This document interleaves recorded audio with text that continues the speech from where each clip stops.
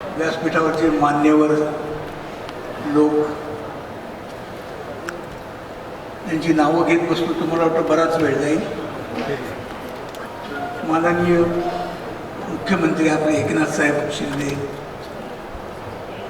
नार्वेकर साहेब, आशिष शेलार साहेब आणि माझे कलाकार मित्र जेवढे म्हणून महाराष्ट्राला ललामभूत ठरलेले आर्टिस्ट आहेत हे मला एका वेळेस दिसत आहे तिथे. आता या पिक्चरवर काय बोलावं हेच मला कळत नाही. एक पहिलं पिक्चर सुद्धा यांचं हिट आहे. एका नटावर, एका राजकारणी माणसावर असं पिक्चर निघू शकतं हे मी पहिल्यांदाच बघितलं. नाट्यमय घटना असणं कुठल्याही माणसाच्या जीवनात हे काहीतरी दाखवू शकता तुम्ही एखादं. पण अभिनय आणि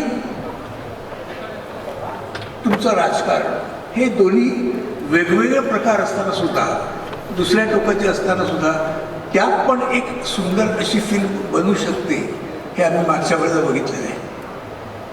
आणि आता ट्रेलर बघितल्यावर जर उत्साह आणखी वाढलेला आहे की निश्चित कळत नाही आता की आणखी काय बघायला याच्यापुढे मिळणार आहे. आणि मला वाटतं माझ्याप्रमाणे तुम्हाला सगळ्यांचा सुद्धा तसाच समज असेल की यापुढे काय बघायला मिळणार आहे.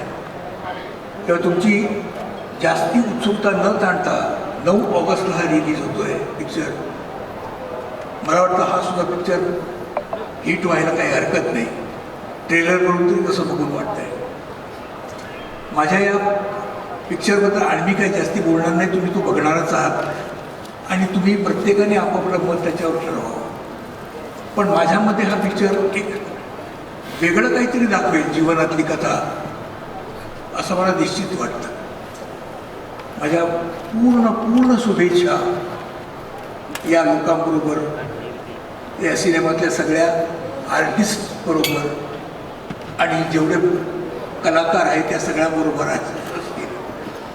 आणि मी त्यांना नेहमीच शुभेच्छा देत राहील, कारण अनयुज्युअल काहीतरी सब्जेक्टवर ते पिक्चर बनवत आहेत आणि त्यातून ते हिट पिक्चर करत आहेत.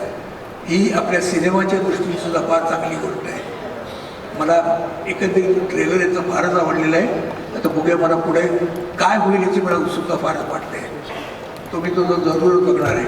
पण मी या लोकांना सगळ्यांना मनापासून शुभेच्छा देतो. आणि त्यांनी असे कितीही पार्ट असू देत, मग 2 असू दे, 3 असू दे, 4 असू दे, बनवत राहावं आणि लोकांना एक चांगलं जीवन, एक म्हणजे एका नेत्याचं जीवन कसं असतं हे दाखवून द्यावं असं मला मनोमन वाटतं. मी एवढ्यावरच थांबतो.